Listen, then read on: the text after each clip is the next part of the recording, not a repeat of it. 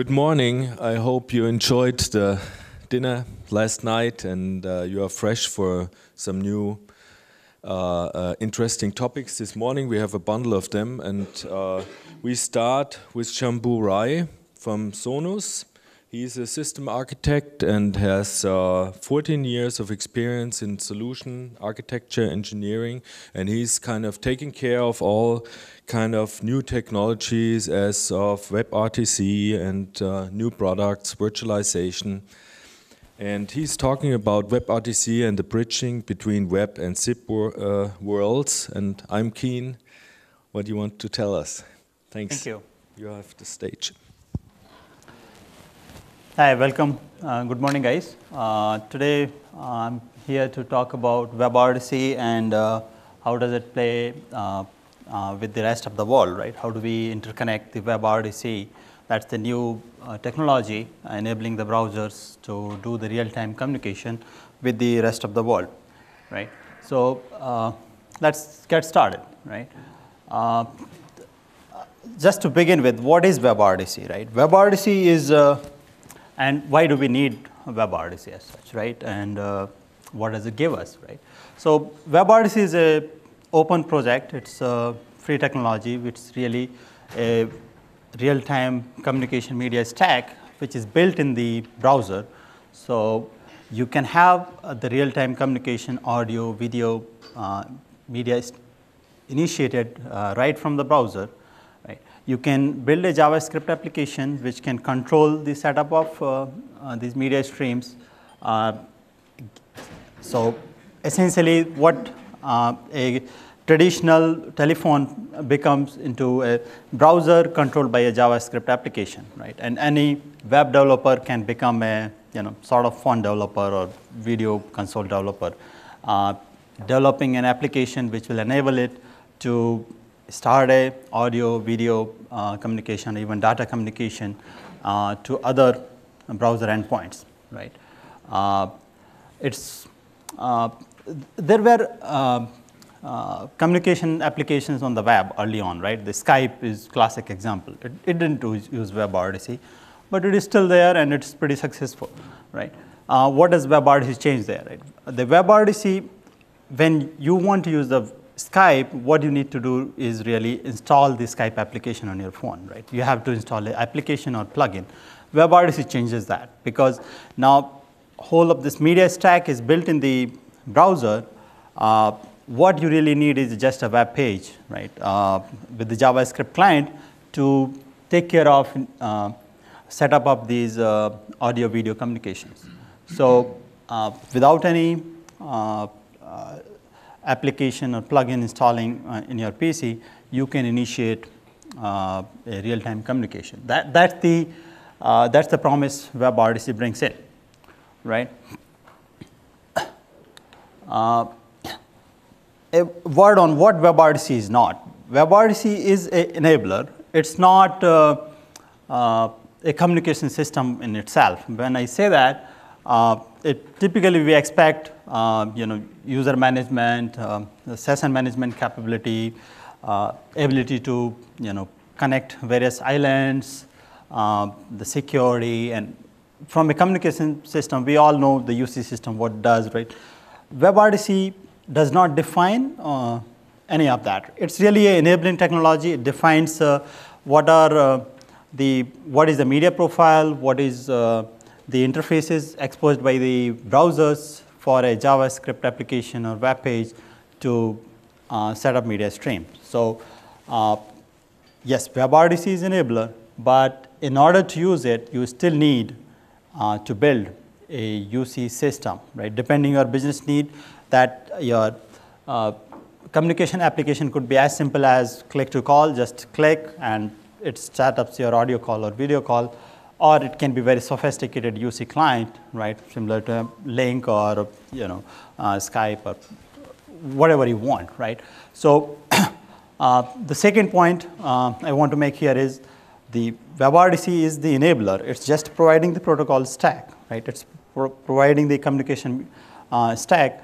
It's not really providing the complete RTC system, right? Now let's move on with a use case, right? How can WebRTC help us, right?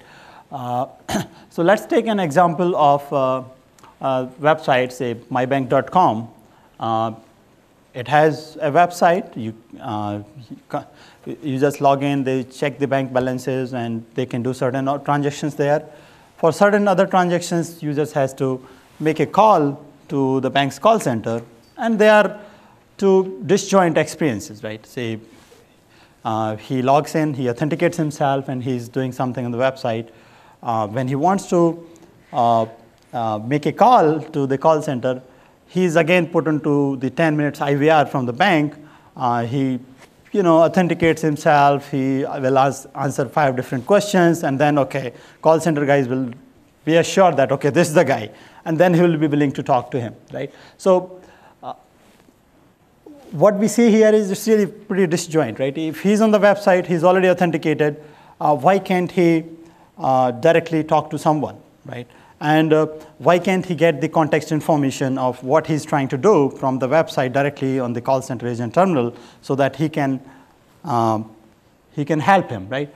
And that's the gap WebRTC plugs in, right? It enables the user who's on the website directly to be able to click on a button and initiate a call towards a call center agent, and that he will have the context information about who the user is, what he's trying to do, right? What page he's initiating the call, what product he was interested, and based on that, the call can be routed to appropriate call center agent, and he will have the context information, and he can service him in much more rich way, right? So that's the kind of one use case how WebRTC not only is just about the browser-to-browser communication, it's really enhancing the user experience, right?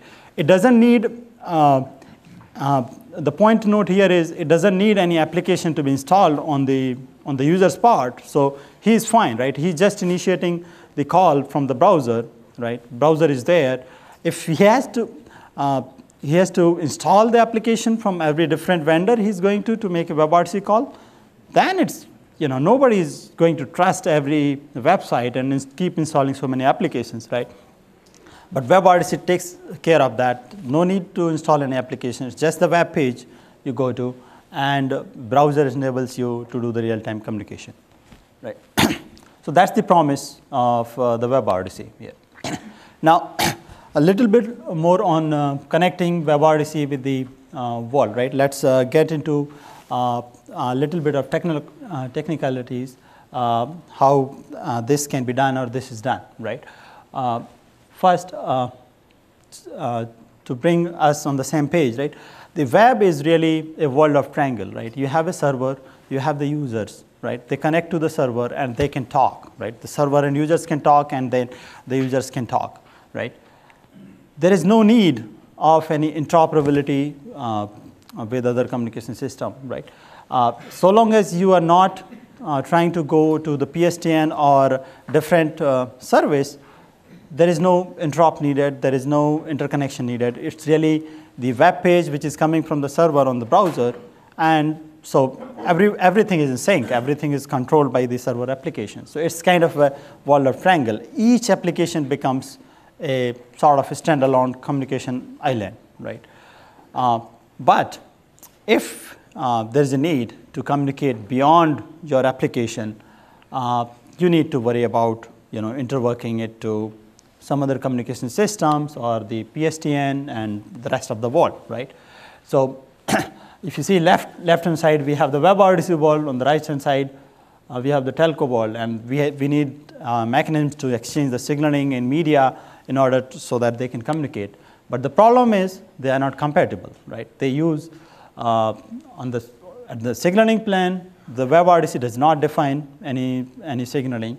On the media profiles are inconsistent. It's totally different media profile used on the web world and on the rest of the world, SIP world. Right?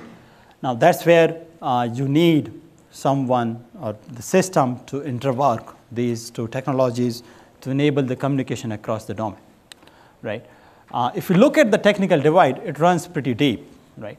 starting from the identities used in the web world and the telco world, the way the signaling is done, the transports used for doing the signaling, the codecs used, the media transport, there is a drastic differences in those, right? So you need interworking on the control plane to take care of the signaling and signaling plane interworking, and then you need interworking on the media plane to take care of interworking of the codec and the media transport layer, right? Because the WebRTC uses DTLSS RDP, while rest of the world is really using still RDP, plain RDP, right? So you need some interworking function to interwork that. So there is a need to do the interworking in the control plane and then interworking at the media plane, right? So now going back to our use case, this is the solution picture, right? How mybank.com can enable the WebRTC communication right from its website, right? So if you see, the user loads the goes to mybank.com website, and he downloads the web page. He logs in. mybank.com or any website will have its own authentication database, user database. It authenticates the user. It can use the social media, Google, Facebook, or it can have its own enterprise database based on Active Directory or any other proprietary database. So it takes care of the authentication. It's really a standard web authentication. Nothing great about that. After that, once the authentication is done, he gets the client, and at that point, the JavaScript client coming from the mybank.com, that client is nothing, but it can be as simple as click to call button on the web page, right? That click to call button will have underlying JavaScript logic to initiate a WebSocket connection to your WebRTC cloud. This is the connection which establishes the signaling channel, right? And perform the login on behalf of the user into the WebRTC cloud. Once you have established a WebSocket connection, you have logged in, it's equivalent to your SIP registration, right? The network now knows how to reach you. Your WebSocket connection is sort of the transport contact, right? So at this point, the user is logged in, he's registered into the WebRTC cloud, right? Now, moving on, if he wishes to make a call, what's going to happen is on the client, he clicks on the click to call button, right? Now, at this point, the WebRTC gateway, which is really the signaling plane, interworking entity, interworks the web signaling. It can be any proprietary JSON based signaling, because JSON is much easier to parse in the JavaScript. It's much more efficient to do that way, or you can use SDP, whatever your use case, or it's not really defined. It's left to the application developer. Depending on your use case, you can use whatever the signaling and the session description method you want to use. People use SIP SDP, they use some JSON-based proprietary signaling along with the SDP, or even for session description, they can use the JSON-based protocol, right? Now, so once he initiates the session, it's really the call flow works similar to traditional SIP call flow, because it's really session setup call flow. The web client generates an offer and sends the offer to the WebRTC gateway, right? WebRTC gateway will take care of interworking of any identities if it needs to do, right? If the user has associated telephone identity and that's what should be used towards the telco interconnection, it will do the interworking. It will take care of any policy enforcement, what session he is allowed, which tenant have which kind of authentication, and which applications, and what media policy, how to select the turn or the SBC. It takes care of all the policy enforcement and initiate and interworks the web session setup request into a SIP invite request which can go through the media server, which can terminate the WebRTC media and relay the invite to the IMS core, terminating it to any PBX or SIP endpoints. So the rest of the flow is really the standard flow. You can have the PBX or call center, right? So so the SIP interworking from the web signaling is done by the WebRTC gateway. It relays the session description which is received from the browser towards the media server or SBC, and the SBC takes care of interworking the session description which is received from the browser, any appropriate transcoding which needs to be done on the media, any interworking of the transport, detail SSRDP. It will massage the session description received from the browser to appropriate session description towards the SIP endpoints, and send the egress invites towards the IMS core. This is the media interworking session border element. It can also take care of any DOS, policing, and the security aspects of it, lawful intercept, recording needs, right? So it's really a communication system, right? So the way you need the session border control on the traditional UC systems or IMS core or any communication system, that needs still is there in the, even if the media is originated from the WebRTC endpoint, right? So so that's how the call flow looks like, right? User downloads the page, he initiates the signaling towards the WebRTC gateway. WebRTC gateway interworks into the SIP and terminates towards the user. The media goes directly via the media server, and media server takes care of the interworking of that, right? So on the media pass, you can have multiple options, right? You can, if you are doing the web-to-web call, you don't need to interwork really towards the SIP endpoints. You don't need any transcoding. You could even use a low-cost turn server, right, for the NAT traversal, because. But if you need to interwork towards the SIP, the SBC media servers can do the NAT traversal and media plane interworking towards the SIP endpoints as well. So there are multiple choices depending on the need. The WebRTC gateway can intelligently select your media relay endpoint, right? Based on the geography, based on the capacity, call pattern, right? It can select the media relay endpoint, whether it's SBC or turn media server, and for the media interworking. Now, so this is the very high level how a typical simple WebRTC call flow would work, WebRTC endpoint to the SIP endpoint.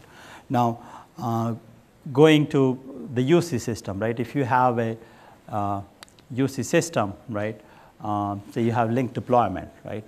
And you want to enable the WebRTC user to be able to use the same UC system, right? It's really, you have link deployment and you want the user to be able to use the WebRTC endpoints and get their services, or any PBX, get their services, make the calls from any browser outside the enterprise or anywhere in the internet, right? So,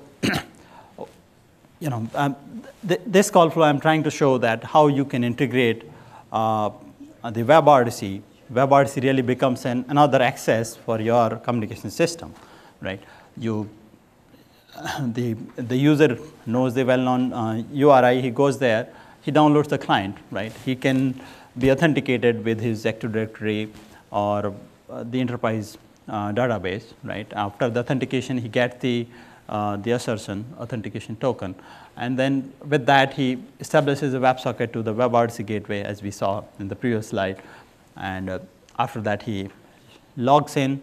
WebRTC gateway validates that it's coming from the right origin domain, it has the valid authentication tokens, and based on that it performs a SIP registration on behalf of the user towards your UC system.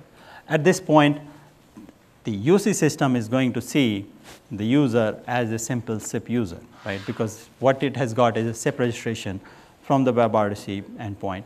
Now, so he views it as another SIP user. Any calls the user makes from the WebRTC endpoint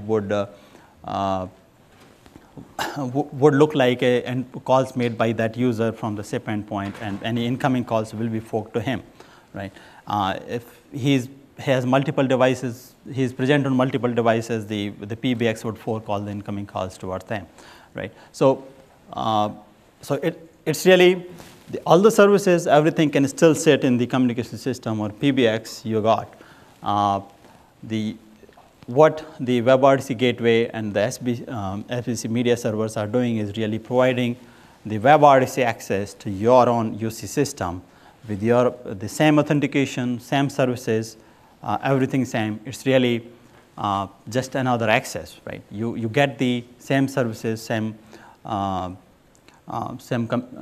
applications from the web, right? So just a way of extending the WebRTC access to another existing UC systems. Right? Now,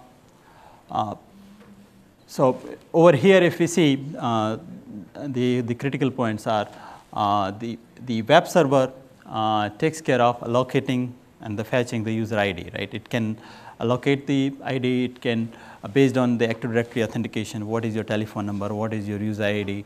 Or any other proprietary database you have, right? And the WebRTC gateway takes care of, after login procedure is complete, it takes care of initiating the SIP registration so that he can receive all the incoming calls, right?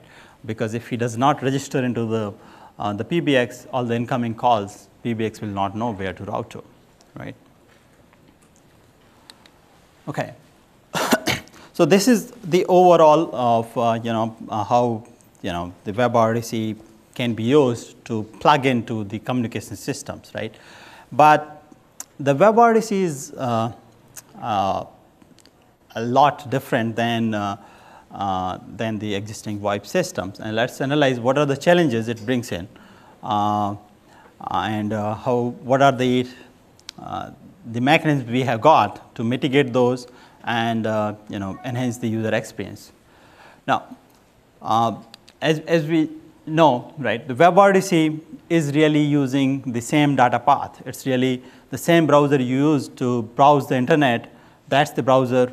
That's the same port, same VLAN you are using. So you cannot really do any cost based on the VLANs, and you cannot separate out the VoIP network used for the calls from the regular internet traffic. So it's really the same network being used, and which brings in the difference, right? The traditional VoIP networks, they are engineered, deterministic. How many users are there? How many? And it's separated out in a VLAN. The cost is enforced at that level, but this is really a web traffic, right? The media originating from the browser cannot be really segregated at the LAN level, right? So you need, that brings in more challenges, right? You can have the jitter, you can have the varying bandwidth situations, you may have latency depending on somebody downloading a movie, or so we need to figure out the mechanisms of how do we mitigate and enhance the user experience, right? So the mechanism you can use is really you can have the highly available systems, right? You can have the session rehydration, which will even if the user session goes down, you can reestablish those broken sessions based on the call state or session state information on the server. Even if he logs in back, he can pull those sessions in, right? I guess I have only 5 minutes, so let me try to rush through. The other thing is the quality. If you can monitor the quality at the endpoints, you can analyze the data from the browser endpoints and you can take the appropriate policy actions, whether that could be falling back to a lower bitrate codec. It can be not accepting any new calls, or just fall back from video to audio only call, and giving the appropriate prompts. So the key is, if you have enough data and you are analyzing it, then you can take the appropriate policy actions, right? Now, the quick look on the security and policy controls. Any UC system, right, if you are building in the cloud, you need the multi-tenancy. You need fine-grained control to tweak the policy needs of each user, whether it's the media policy, it's the authentication policy, depending on the appropriate enterprise needs, right? It needs to be secure. It needs to be supports variety of authentication mechanisms, admission control to enforce there is no theft, and the valid users are getting the appropriate services. The security goes down across the layer, right? Whether it's user authentication, policing the media streams, to ensure that you have none of the media streams or user is exceeding their allocated the quotas, ensuring that signaling is secure, and it's a hardened system which you are using. So for the security, you need to take care of all the aspects, whether it's signaling, user security, media plan security. Yeah. Okay, I'm running out of time, I guess. Concluding remarks, I think you should consider the WebRTC as access for your communication needs, but it is really a browser technology. It's really an enabler. So you still need a interworking system to plug into your communication system, right? Your UC or the IMS core, right? So you need to pick, and you should pick a carrier grade, secure, reliable, the WebRTC interworking solution, right? So when you come to the interworking, what you really need is interwork from the web domain to the SIP world. You need a web server and a media server which can do the interworking. And but if you are looking for the carrier grade interworking, you really need a vendor which can provide a secure, reliable, hardened platform with enough fine-grained policy control to interwork the WebRTC media streams toward the SIP world, and that's where the Sonos positions its solution to. Cool. That's what I wanted to share today. Any questions? I think I have 1 or 2 minutes, I guess. At least one question would be. Yeah. Thanks. Russell. Yeah. So do you see the WebRTC gateway and the turn server being a feature of the SBC? So it's really, when you move to cloud, it's really, these are the logical entities, right? You can run on the same box, or you can run on different box. They have different scaling needs, right? The WebRTC gateway is the signaling entity, right? Its scaling need would be different than the media interworking plan its scaling needs. So of course, you can share the same box. You can run the WebRTC gateway in the VM on the same hardware as the SBC is running and the turn server is running. But having the flexibility to separate them out would ensure that you have enough, your solution can scale appropriately, right? If it's really the signaling interworking is more, you don't need so many of SBCs. You don't need, if the call pattern changes such that you are interworking a lot of calls from the web to the rest of the world, then you need a lot of media transcoding there, and then you can scale up your SBCs in the cloud, and then appropriately you can respond. So yeah, I understand the logical partitioning and so on and so forth, but all that signaling and media has to traverse the SBC in the first place. Yes. Just to get to the Yes. WebRTC gateway and the turn server and so Yes. on, right? So if Yeah, it's going through that box, why not just do it all in the DMZ? Yes. So it needs to go through for the SIP interworking scenarios, right? The WebRTC is not web to SIP. It is web to web as well. It does not need to go to SBC for the web to web calls.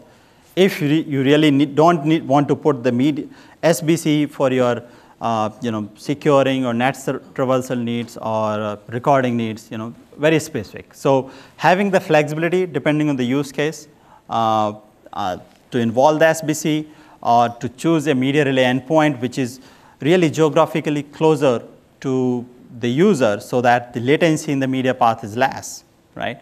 That's the flexibility you get by separating the control plane and the media plane. See, if you look at, you're deploying a solution across the world, right? Someone in UK is calling someone in Tokyo. You don't want media to come to US and then go back to Japan, right? You want to, if your SBC is selected to be in US, that's going to happen, right? Because if your control plane and media plane are same, everything is coming to US and going back. But is the media really being hairpinned, or would it flow directly after the turn negotiation? So if for the SIP interworking, it cannot flow directly because there is a need to interwork the media, right? For the web to web, yes, media can flow directly if the net reversal is not needed, right? Yeah. Gentlemen, as there is a lot of interest, I would suppose that these discussions would proceed in the coffee break, which is soon. Thanks a lot. Thank you.